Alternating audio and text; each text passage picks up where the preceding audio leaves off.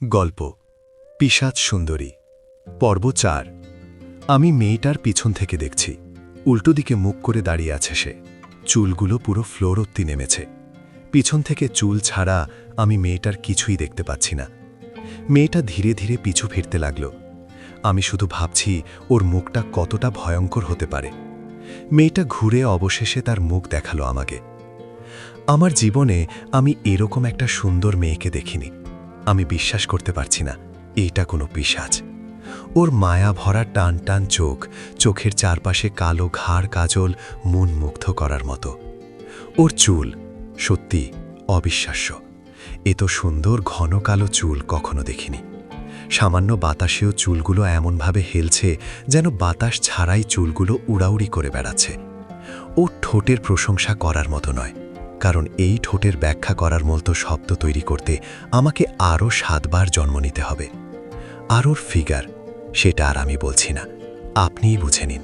কারণ এমন ফিগার নিয়ে কেউ সোশ্যাল মিডিয়ার সামনে এলে আমি নিশ্চিত এই মেয়েকেই বিশ্ব সুন্দরী বলে গণ্য করা হবে। আমি হারিয়ে গেছি ওর রূপের দরিয়ায়। আমি ডুবে গেছি তার আখি ধারে। আমি ভেসে গেছি তার নাভিতলে। হঠাৎ আমার কল্পনাকে নাড়া দিয়ে পিশাচটা বলল, আমাকে কেমন লাগছে? আমি ওর প্রশ্নের উত্তর ভেবে দেইনি, অটোমেটিক আমার মুখ থেকে বের হতে লাগলো।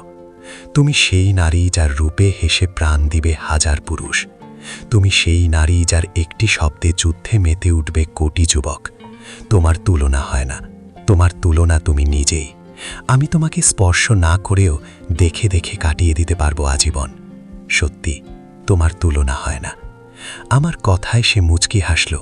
হেসে তার চুলগুলো একটা ঝাড়া দিল। সাথে সাথে পুরো রুমে একটা মায়াবী সুগন্ধি ছড়িয়ে পড়ে। এর চুলের মাঝে এমন কি আছে যা একজন সুস্থ ব্যক্তিকেও মাতাল করে দিতে পারে? তার প্রেমে মাতাল। সম্মানিত পাঠক শ্রোতা, এতক্ষণ রিয়াজের মুখে শুনলেন পুরো ঘটনা। চলুন এইবার আমি লেখক মশাই আপনাদের বাকি ঘটনা বলি, কারণ ক্যারেক্টার সবগুলোই এখন ব্যস্ত। শুধুমাত্র আমি আছে ঘটনা বলার জন্য। চলুন শুরু করি। রিয়াজ পিশাচকে দেখে এক প্রকার বশ হয়ে যায়। পিশাচ তার আসল রূপ দেখিয়ে এক মুহূর্তে ঘায়েল করে দেয় রিয়াজের হাজারো বিভ্রান্তি। পিশাচটা ধীরে ধীরে রিয়াজের দিকে এগিয়ে আসে। রিয়াজ মুগ্ধ হয়ে এক দৃষ্টিতে তাকিয়ে আছে পিশাচের দিকে। পিশাচটা রিয়াজের বিছানায় শুধু একটা পা তুলে দেয়। রিয়াজ সাথে সাথে মাথা নিচু করে পিশাচটার পায়ে চুম্বন দিতে শুরু করে। কুকুরের মতো আচরণ করে যাচ্ছে সে। পিশাচটা যখন রিয়াজের মাথায় হাত রাখে, রিয়াজ তাড়াহুড়ো করে গেঞ্জি আর প্যান্ট খুলে বিছানায় শুয়ে পড়ে। পিশাচও চট করে তার গায়ের শাড়িটা ফেলে দেয়। রিয়াজ আরও বেশি মুগ্ধ হয়ে যাচ্ছে। এক পর্যায়ে পিশাচ তার সব কাপড় খুলে ফেলে দেয়। কিছুক্ষণ পর পিশাচটা ধীরে ধীরে রিয়াজের কোমরের উপর বসে। তারপর রিয়াজের গলায় হাত দিয়ে পিশাচটা রিয়াজকে চুমু দিতে লাগলো। রিয়াজ নিজের 2 হাত তুলে সোজা পিশাচের স্তনে স্পর্শ করে বসে। এইভাবে কিছুক্ষণ যাওয়ার পর পিশাচটা রিয়াজের গোপন অঙ্গ তার মাঝে বিলিয়ে দেয়। চাঁদটা ডুবে গেছে, রুমটা ঘুটঘুটে অন্ধকার, কিন্তু তার মাঝে মিলন চলছে একটা পিশাচ ও মানুষের। সকাল 8টা। ভোর করে উঠলেও তাসকিয়া বাসায় রিয়াজের জন্য পিঠা বানাতে বসে, যেগুলো বানাতে বানাতে 8টা বেজে গেল। গতকাল রিয়াজকে প্রচুর টর্চার করেছে, আজ আর তা করবে না, কারণ রিয়াজের মা সহই সেদিন প্ল্যান করেছে রিয়াজকে টর্চার করবে। শীতকাল, গরম গরম পিঠা তৈরি করে তাসকিয়া রিয়াজদের বাসায় আসে। ততক্ষণে 9টা বেজে গেল। রিয়াজের আম্মু দরজা খুলেই দেখে তাসকিয়া। উনি পিঠার বক্সটা হাতে নেয়। এরপর তাসকিয়া বলল, আন্টি, রিয়াজ কোথায়? ঘুমাচ্ছে এখনো? কেন, আজকেও টর্চার করবে নাকি আমার ছেলেকে? তবে যাই বলো, কাল অনেক মজা পেয়েছি, হা হা। না, আজকে আর জ্বালাবো না, কাল প্রচুর বিরক্ত হয়েছে। তাও ঠিক, আচ্ছা যাও, উপরের ঘরে আছে, ঘুমাচ্ছে এখনো, পিটিয়ে তুলবা, ঠিক আছে? Okay aunty. তাসকিয়া নাচতে নাচতে রিয়াজের রুমের দিকে যায়। দরজার সামনে গিয়ে ধাক্কা দিতেই দরজা খুলে গেল। মনে মনে তাসকিয়া অবাক হয়, রিয়াজ তো দরজা লক করা ছাড়া ঘুমায় না কখনো। যাই হোক, ভুলে গেছে হয়তো ভেবে তাসকিয়া রুমে ঢোকে। প্রচণ্ড রকমের একটা বিশ্রী গন্ধ পায় তাসকিয়া, প্রায় বমি করার মতো। তাসকিয়া রিয়াজের দিকে তাকিয়ে দেখে রিয়াজ উলঙ্গ হয়ে বিছানায় শুয়ে আছে, তাও আবার হাত পা ছড়িয়ে দিয়ে। তাসকিয়া হুট করে আবার পিছনে এসে দরজা বন্ধ করে দেয়। বেকুব হয়ে যায় তাসকিয়া, রিয়াজ এমনভাবে শুয়ে আছে কেন? তাসকিয়া দৌড়ে রিয়াজের কাছে যায়, রিয়াজের পাশে বসে। এরপর গাল ধরে রিয়াজকে ডাকাডাকি শুরু করে। রিয়াজ গভীর ঘুমে ঘুমিয়ে আছে। ডাকাডাকির কারণে হুট করে রিয়াজ লাফিয়ে ওঠে। দেখে তাসকিয়া বসে আছে পাশে। রিয়াজ আচমকা রেগে গিয়ে তাসকিয়াকে জোরে একটা চড় মারে। তৎক্ষণাৎ তাসকিয়া বিছানা থেকে ফ্লোরে পড়ে যায়। ঠোঁট ফেটে রক্ত বের হচ্ছে তাসকিয়ার। রিয়াজ উলঙ্গ অবস্থায় বিছানা থেকে নেমে প্যান্ট পরে নেয়। তাসকিয়ার দিকে তাকাচ্ছেও না। তাসকিয়া ফ্লোর থেকে উঠে কান্না করতে করতে আবার রিয়াজের কাছে গিয়ে বলল, কি হয়েছে তোমার সোনা, এমন করতেছো কেন? রিয়াজ এইবার তাসকিয়াকে এমন জোরে এক ধমক দেয়, তাসকিয়া নিমিষেই ভয়ে জমে বরফ হয়ে যায়।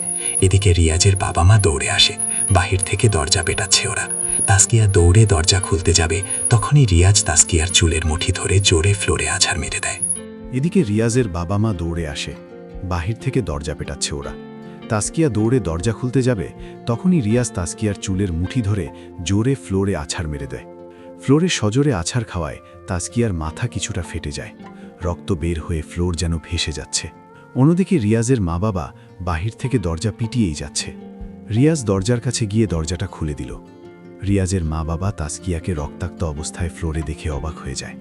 রিয়াজের মুখে যেন কাল বৈশাখীর ঝড় দেখা যাচ্ছে। পুরা মুখ রাগে কালো হয়ে আছে। রিয়াজের মা দৌড়ে তাসকিয়ার কাছে আসে।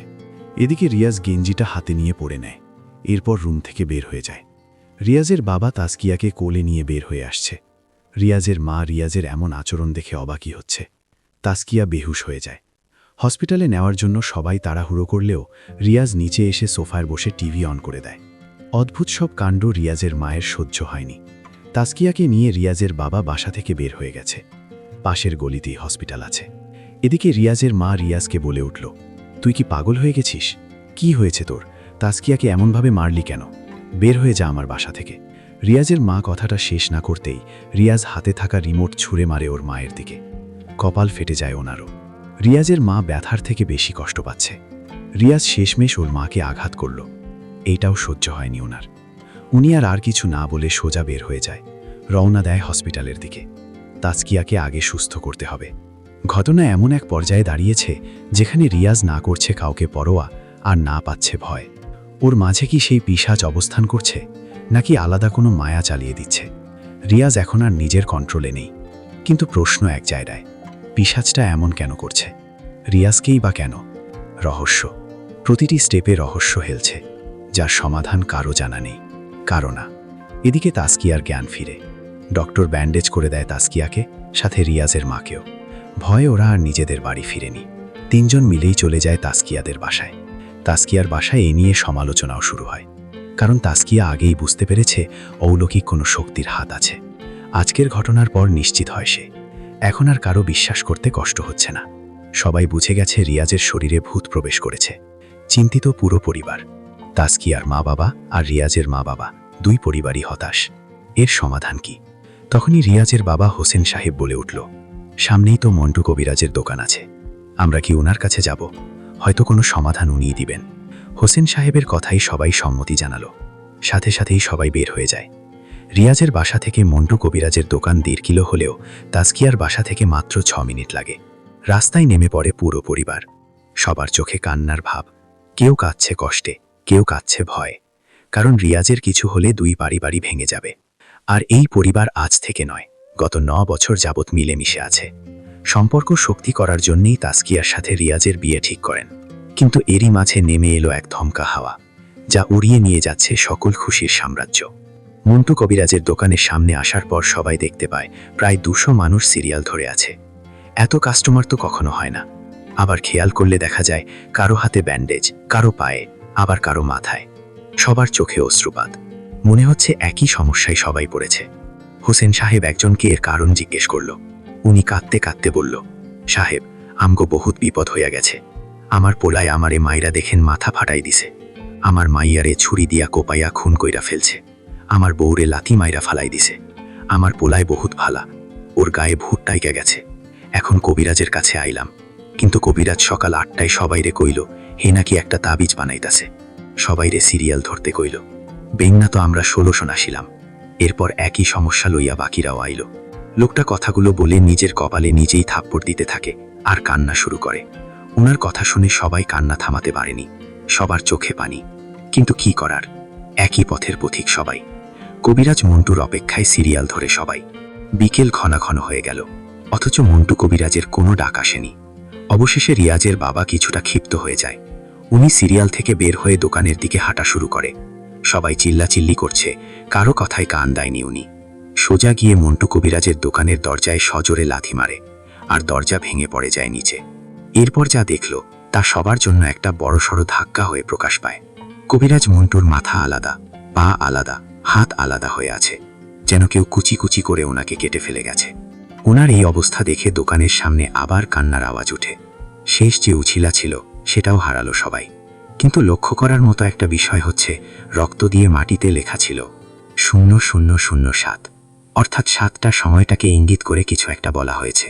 সবাই আবার আরও একটা আতঙ্কে দিকবিদিক হয়ে গেল। এই 7টা কবেকার? আজ সন্ধ্যা 7টা, নাকি কাল সকালের? আর কি হবে 7টায়? কোনো বড়সড় ঝড় আসবে? শেষমেশ আর কোনো উপায় না পেয়ে সবাই মাঠে বসে পড়ে। জীবনের মায়া ছেড়ে দিয়েছে কয়েকজন। একজন বসা থেকে হুট করে উঠেই বলল, আমার আর কি বাকি আছে? পুরো পরিবার হারালাম। 7টায় হয়তো সেই অশরীরীর হাতে আমাকেও মরতে হবে। তার চেয়ে বরং এখনই মরে যাই, অন্তত কষ্ট পেয়ে মরতে হবে না। বলেই উনি রস্তা থেকে একটা লোহা নিয়ে নিজের গলায় নিজেই ঢুকিয়ে দেয়। চিটচিট করে রক্ত উড়ে পড়ে কয়েকজনের মুখে।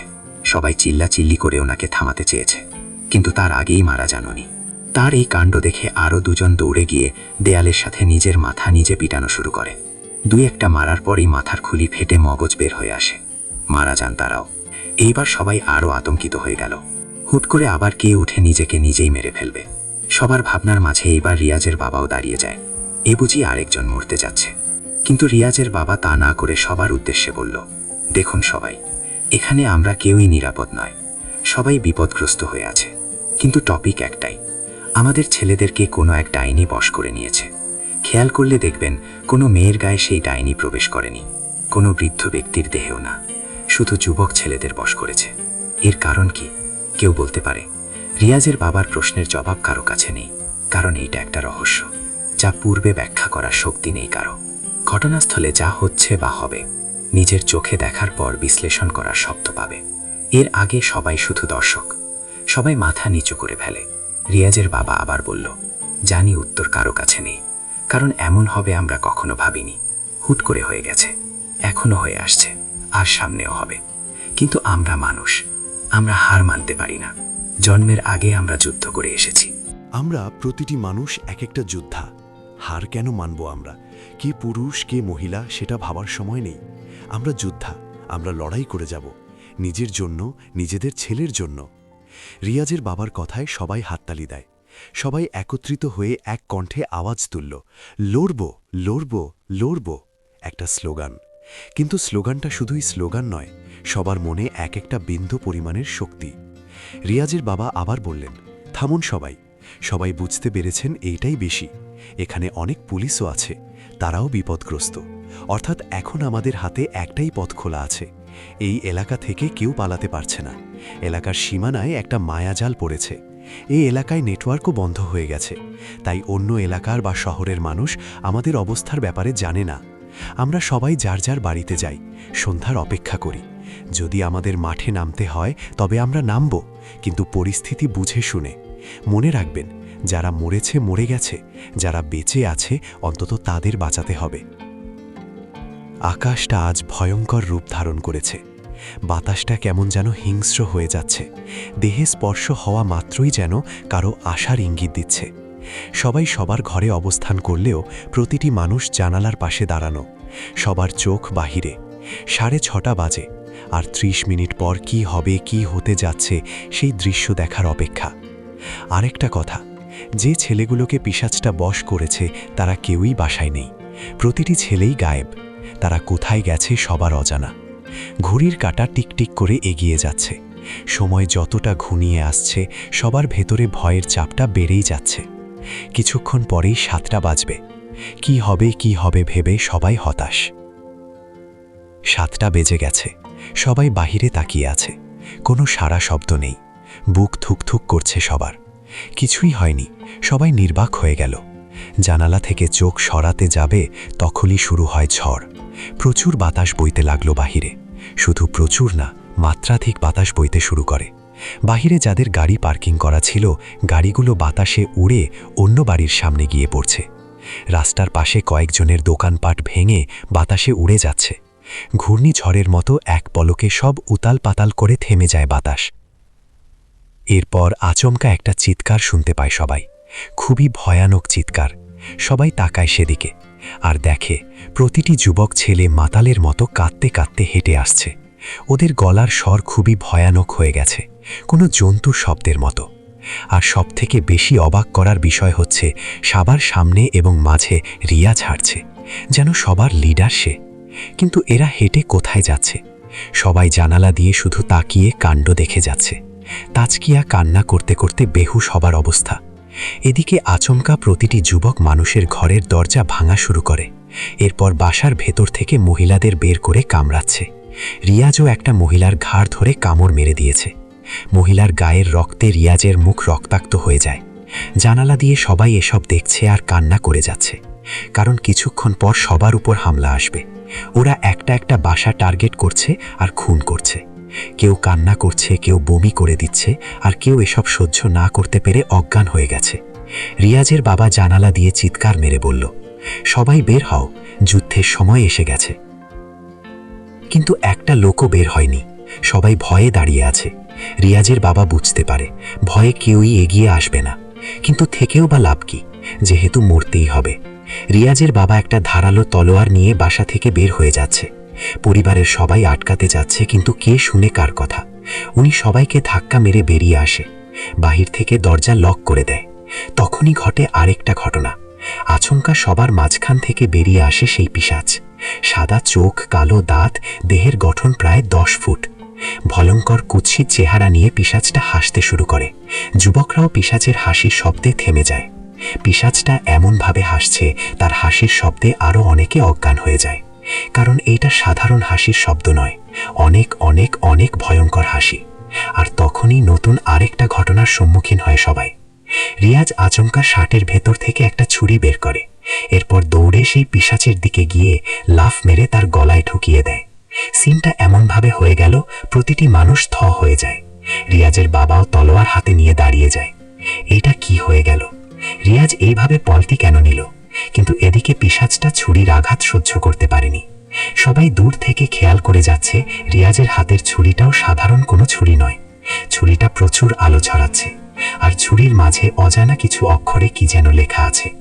এই ছুরি রিয়াজ পেয়েছে কোথায়, আর সে পিশাচকে কেন মারল? পিশাচটাও হঠাৎ চিৎকার দিতে লাগলো। নিজের নখ দিয়ে রিয়াজের পেটে জোরে আছড় মারে। নখের আঘাতে শার্ট ছিঁড়ে যায়, ভেতরে চামড়াও অনেক কেটে গেছে। 2-3 ডিগবাজি খেয়ে রিয়াজ অনেক দূরে ছিটকে পড়ে, ছুরিটা রিয়াজের হাতেই। এদিকে পিশাচটা চেঁচাতে চেঁচাতে হুট করে ফেটে যায়। নিমিষেই ধোঁয়ার রূপে উড়ে যায় পিশাচ, মরে যায় সে। তবে ঘটনা এখানেই শেষ নয়, ছুরিটা ভেঙে গেছে। রিয়াজ যখন ডিগবাজি খাচ্ছিল তখন ছুরির উপর আঘাত পড়ে। এদিকে অন্য যে যুবকরা, তারা সবাই ক্ষিপ্ত হয়ে যায়। সবাই দাঁত বের করে রিয়াজের দিকে তেড়ে আসতে লাগলো। রিয়াজ বসা থেকে উঠে দাঁড়ায়, ছেঁড়া শার্টটা রাস্তায় ফেলে দিয়ে সেও এগিয়ে যায়। তখনই রিয়াজের পিছন থেকে অন্য আরেকজন দৌড়ে এসে রিয়াজকে ঝাপটে ধরে, আর সে রিয়াজকে নিয়েই আকাশে উড়ে চলে যায়। বসে থাকা যুবকরা আকাশের দিকে তাকিয়ে ভয়ঙ্কর গর্জন ঝাড়ছে। রিয়াজের বাবাও উল্টো দৌড়ে বাসায় ঢুকে যায়। বাসায় ঢুকার পর রিয়াজের মা দৌড়ে আসে। উনি এসেই রিয়াজের আব্বুকে বলতে লাগলো, রিয়াজকে নিয়ে আকাশে উড়ে যাওয়া ব্যক্তি অন্য কেউ নয়, সে আমাদের তাজকিয়া। মানে? হ্যাঁ, তাজকিয়া হঠাৎ জানালা ভেঙে বাতাসের গতিতে ছুটে যায়, আর এক পলকেই রিয়াজকে নিয়ে উড়ে চলে গেল। আমি বুঝতেছি না কি হচ্ছে এসব। এক মুহূর্তেই সব এদিক সেদিক হয়ে গেল। রিয়াজ তো বসে ছিল, তবে হঠাৎ সে পিশাচকে কেন আক্রমণ করল? এমন শক্তি পেয়েছে কোথায় সে? আর রিয়াজও বা সেই ছুরি কোথায় পেল যেটা দিয়ে আক্রমণ করেছে সে? পিশাচটা তো মরে গেল, তবে বাকি যুবকরা কেন এখনো হিংস্র হয়ে আছে? তারা তো পিশাচের মৃত্যুর পর ঠিক হবার কথা। তবে কি এখানে আরো কেউ আছে? মূল শয়তান পিশাচ না, অর্থাৎ অন্য কেউ সবাইকে পরিচালনা করতেছে। হঠাৎ তাজকিয়ারও বা এই রূপ দেখা গেল কেন? তাজকিয়ার ভেতর এমন শক্তি এসেছে কোথা থেকে? নাকি পূর্বের কোনো ঘটনার সংমিশ্রণ আছে এসবে? এখন কি বা হতে যাচ্ছে? কি হবে? ঘটনা কি শেষ, নাকি মাত্র শুরু? রহস্যের মায়াজালে সবই আটকে গেছে। তাজকিয়ার ভেতর এমন শক্তি এসেছে কোথা থেকে? নাকি পূর্বের কোনো ঘটনার সংমিশ্রণ আছে এসবে? এখন কি বা হতে যাচ্ছে? কি হবে? ঘটনা কি শেষ নাকি মাত্র শুরু? রহস্যের মায়াজালে সবই আটকে গেছে। সব রহস্য উদ্ঘাটন হবে কি? যুবক ছেলেগুলো চিৎকার দিয়ে যাচ্ছে ভয়ঙ্করভাবে। আবার আসে একটা ধমকা বাতাস, শুরু হয় আবার ঝড়। বাতাসের গতি মাত্রাধিক। সবাই আবার জানালায় চোখ রাখতেই দেখে একটা যুবকও রাস্তায় নেই। বাতাস আবার ঠান্ডা হয়ে গেল। এ যেন স্বপ্নের মতো এক সময়। যে যার ঘরে শান্ত নেই, সবাই আতঙ্কিত হয়ে আছে। রিয়াজের মা বাবা সহ তাজকিয়ার মা বাবা আরও বেশি চিন্তায়। রিয়াজ আর তাজকিয়ার হঠাৎ রূপ বদলে গেল কিভাবে? জানালার পাশে বসে বসেই রাতটা পার করে দেয় সবাই। সারা রাত কারো চোখে বিন্দু পরিমাণের ঘুম নেই। সকালের সূর্যাস্ত উঁকি দেওয়ার পর আবার সবাই যে যার বাসা থেকে বের হয়। ধীরে ধীরে সেই মাঠে সবাই আবার একত্রিত হয়। হোসেন সাহেব সবার উদ্দেশ্যে বলে উঠলেন, এ ছিল আপনাদের স্লোগান। একটা মানুষও বের হয়নি কাল। আমরা এমন কেন? ভাগ্যিস আমার ছেলে আর ছেলের বউ পুরো সিনটা বদলে দিয়েছে, নয়তো আমি 2-1টাকে মারার পর নিজেই শহীদ হতাম।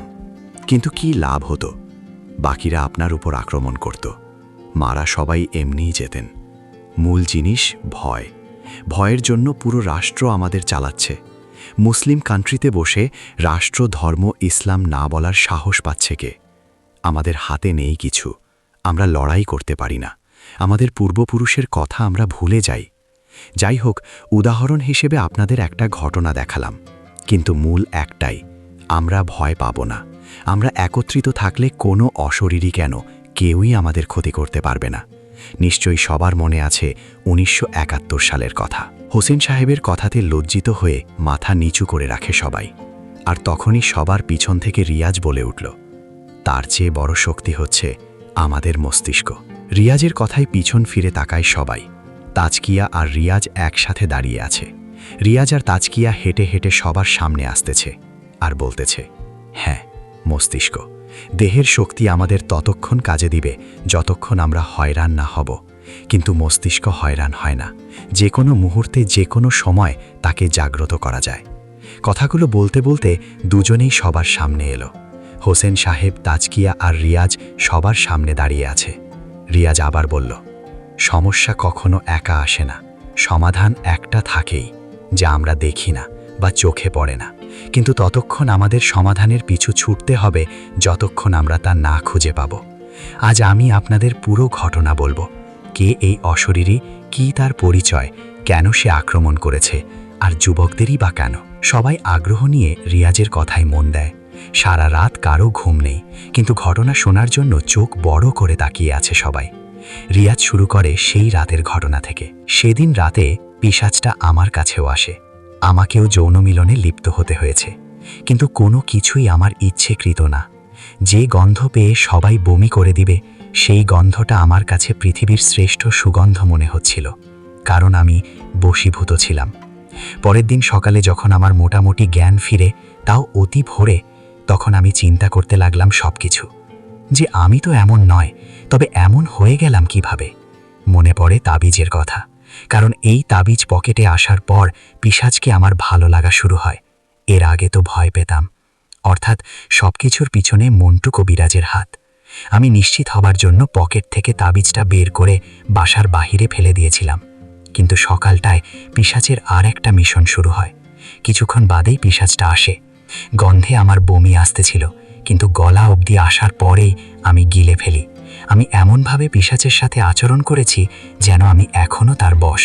পিশাচ আমার হাত ধরে কি যেন পড়তে লাগলো, আর আমি জ্ঞান হারাই।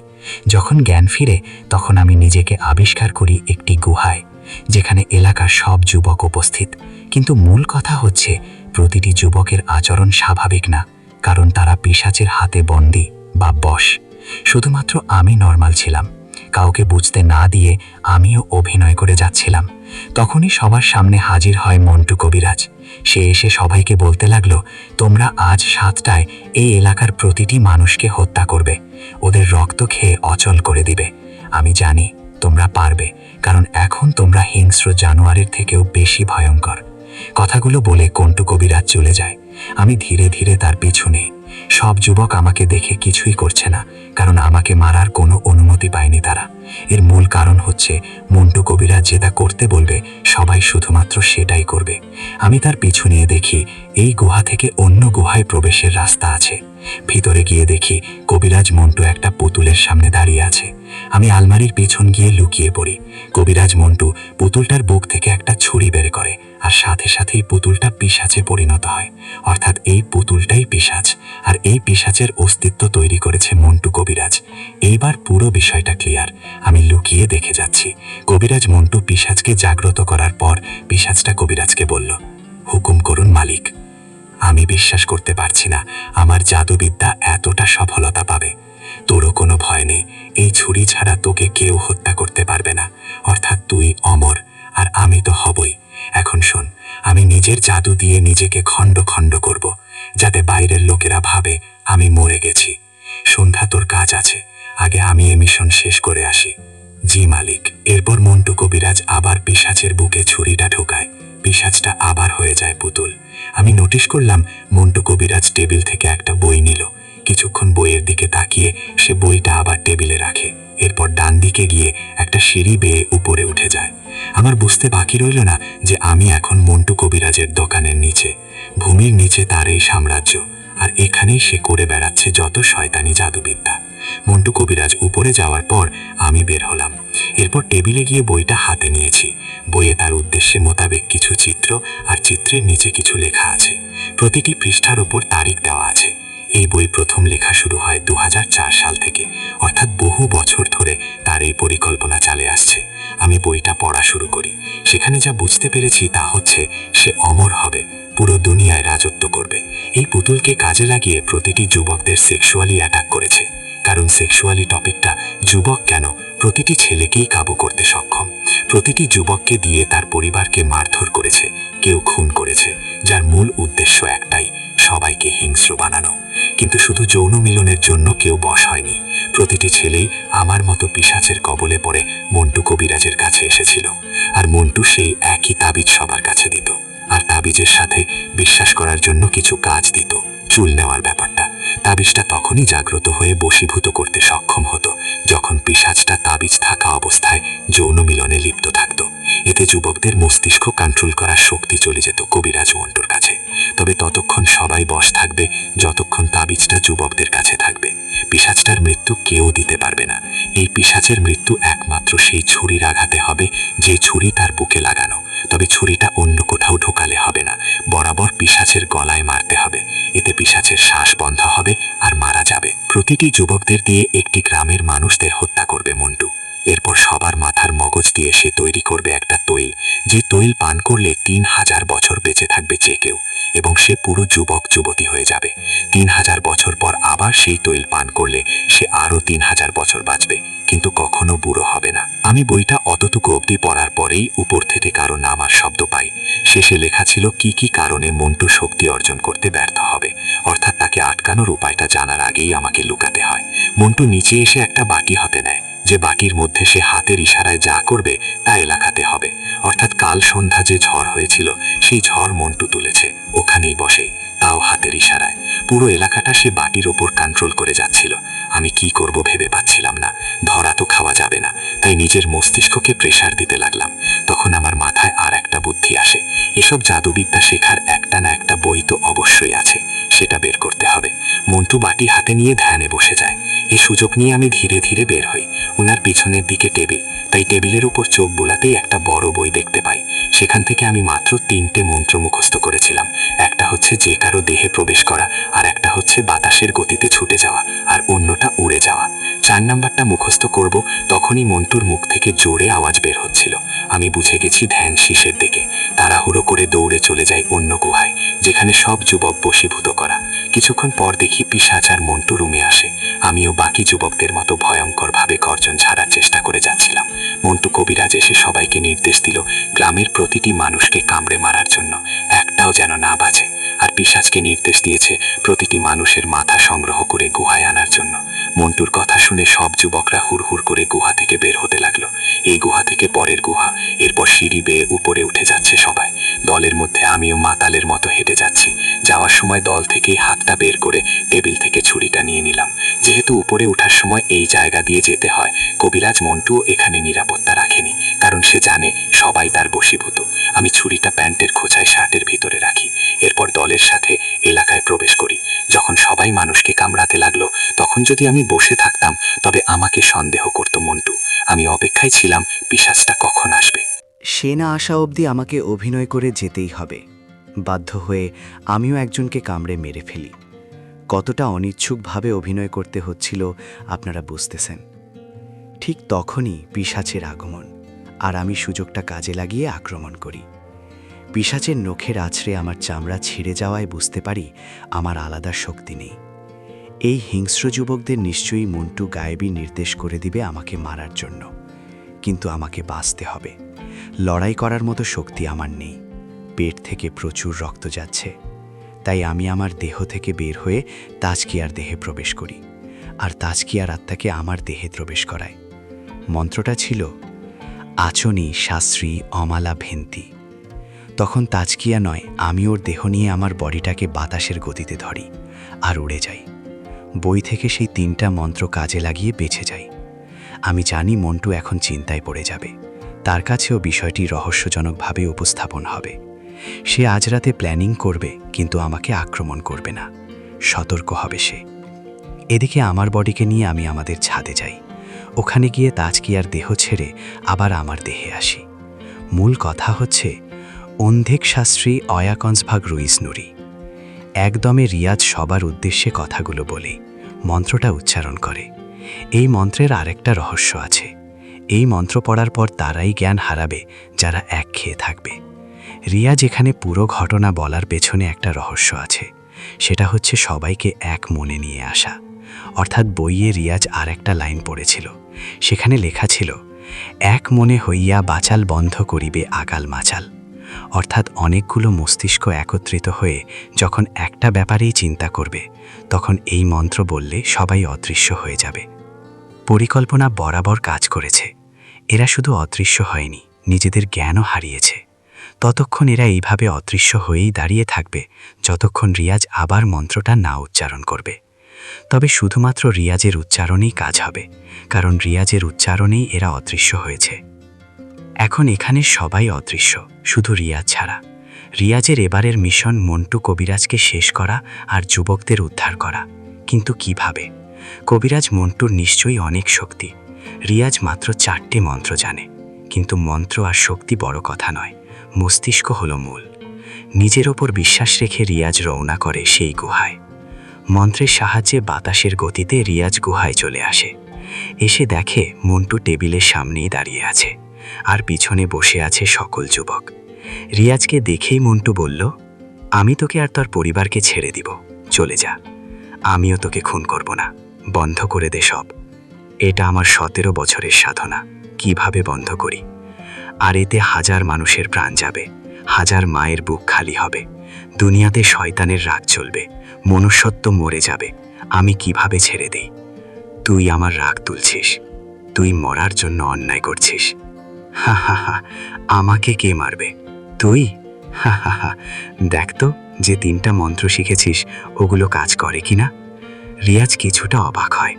মন্ত্র উচ্চারণ করেই দৌড় দিতে চাইল, কিন্তু সাধারণ হয়েই দৌড় দিচ্ছিল, বাতাসের গতিতে যেতে পারছে না। অর্থাৎ মন্টু কবিরাজ শক্তি নষ্ট করে দিয়েছে। মন্টু হাসতে হাসতে আবার বলল, তুই কি ভেবেছিস আমার তৈরি করা মন্ত্র দিয়ে আমাকেই মারবি? দেখ এবার তোর মৃত্যু কিভাবে হয়। তখনই সব যুবক ভয়ঙ্কর গর্জন ছেড়ে রিয়াজের দিকে এগিয়ে আসতে লাগলো। রিয়াজ দৌড়ে গুহার পাশ থেকে মন্টুর লাঠিটা হাতে নেয়। একজন উড়ে রিয়াজের দিকে আসা মাত্রই রিয়াজ তাকে সজোরে আঘাত করে, আর সে উড়ে পড়ে অন্য জায়গায়। রিয়াজ লাঠি দিয়ে কয়েকজনকে আঘাত করার পর হঠাৎ আরেকটা এসে রিয়াজের ঘাড়ে কামড় বসায়। রিয়াজ পড়ে যায় নিচে। রিয়াজের ওপর একটা একটা করে সবাই ঝাঁপিয়ে পড়ে, কামড়াতে শুরু করে সবাই রিয়াজকে। রিয়াজ যন্ত্রণায় জোরে এক চিৎকার দেয়, কিন্তু লাভ হয়নি। ওরা হিংস্র প্রাণীর মতো রিয়াজকে কামড়াচ্ছে। একজন হঠাৎ করে রিয়াজের হাতে কামড় বসিয়ে রগ আর হাড্ডি সহ টেনে বের করে ফেলে। রক্ত বের হয়ে ভেসে যায়। রিয়াজ একসাথে এতজনের কামড় খেয়ে নিস্তেজ হয়ে গেল। রিয়াজের পেটে কিছু নেই, পেটের ঝুলি সহ বের করে ফেলেছে কামড়ে। ওরা রিয়াজের পেটে হাত ঢুকিয়ে মাংস টেনে টেনে বের করে খাচ্ছে। হুট করে আরেকজন রিয়াজের ঘাড়ে পা রেখে মাথাটা টান দিয়ে ছিঁড়ে ফেলে। শরীর থেকে হয়ে যায় মাথা আলাদা। মাথাটাকে দুজন মিলে খেতে লাগলো। আরেকজন পা ধরে টেনে নিয়ে যায়। রিয়াজের পা কামড়ে খাচ্ছে আরো 4 জন মিলে। এইভাবে শরীরের প্রতিটি অঙ্গ ছিঁড়ে হিংস্র যুবকরা দল বেঁধে খাচ্ছে। মন্টু কবিরাজ অট্টহাসিতে মেতে ওঠে। বোকা মন্টু, রহস্যের খেলায় রিয়াজের থেকে তুই 1 কদম পিছনে, বলেই রিয়াজ সিঁড়ি থেকে লাফ মেরে মন্টুর গলায় ছুরি ঢুকিয়ে দেয়। মন্টু ছুরির আঘাত খেয়ে অদৃশ্য হয়ে গেল। রিয়াজ দৌড়ে সিঁড়ি বেয়ে ওপরে ওঠে, দেখে মাঠে মন্টু গলা ধরে কাতরাচ্ছে। রিয়াজ আবার দৌড়ে গিয়ে মন্টুর একটা হাত কেটে ফেলে। হাতের ইশারায় মন্টু জাদু করে। এখন ইশারা দিতে না পারায় মন্টুর জাদু শক্তি ক্ষয় হতে লাগলো। রিয়াজ এইবার মন্টুর একটা পা কেটে ফেলে। মন্টু মাটিতে পড়ে ধরপড় করতে লাগলো। রিয়াজ মন্টুর বুকের কাছে গিয়ে বলল, অশুভের প্রতীক শুভ শক্তির পায়ের কাছেই এলো শেষমেশ। এখন আমি তোকে এত সহজে মারব না। যাদের কলিজায় আঘাত দিয়েছিস তাদের হাতেই মরবি তুই। চোখ বন্ধ করে রিয়াজ উচ্চারণ করল, অন্ধিক শাস্ত্রী অয়াকন্সভাগ্র ইসনুরি। সাথে সাথেই মাঠে থাকা অদৃশ্য সব মানুষ ঠিক হয়ে যায়। রিয়াজ তলোয়ার হাতে নিয়ে দাঁড়ায়। এরপর সবার উদ্দেশ্যে বলল, কেউ তো নিজের ছেলেকে হারালেন, কেউ নিজের স্ত্রীকে হারালেন, কেউ হারিয়েছেন মাত্র 2-3 বছরের বাচ্চাকে, কেউ হারিয়েছেন নাতিদের, কেউ হারিয়েছেন নিজের মেয়েকে। আপনাদের বুক খালি করে সেই আপন ব্যক্তিদের কেড়ে নিয়েছে এই শয়তান। রিয়াজের কথায় চোখ লাল হয়ে গেছে সবার। টলমল করে পানি ঝরছে সবার চোখ থেকে। প্রতিশোধের আগুন জ্বলে ওঠে সবার। রিয়াজ আবার চিৎকার দিয়ে বলল, প্রতিটি মানুষকে খুন তো করেছেই, তাও ভয়ানক কষ্টের মৃত্যু। তারা তো মরেই গেছে, আপনারা কি প্রতিশোধ নেবেন না?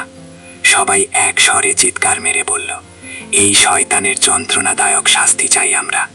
রিয়াজ সাথে সাথেই বলল, তো দাঁড়িয়ে আছেন কেন? পাথর ছুটতে থাকুন এই শয়তানের দেহে, যন্ত্রণাদায়ক মৃত্যু দিন। বলেই রিয়াজ সরে যায়। সবাই পাথর নিয়ে যার যত শক্তি আছে নিক্ষেপ করতে লাগলো। পাথরের আঘাত পেতে পেতে যন্ত্রণায় কাতরাতে কাতরাতে মৃত্যুবরণ করে মন্টু কবিরাজ।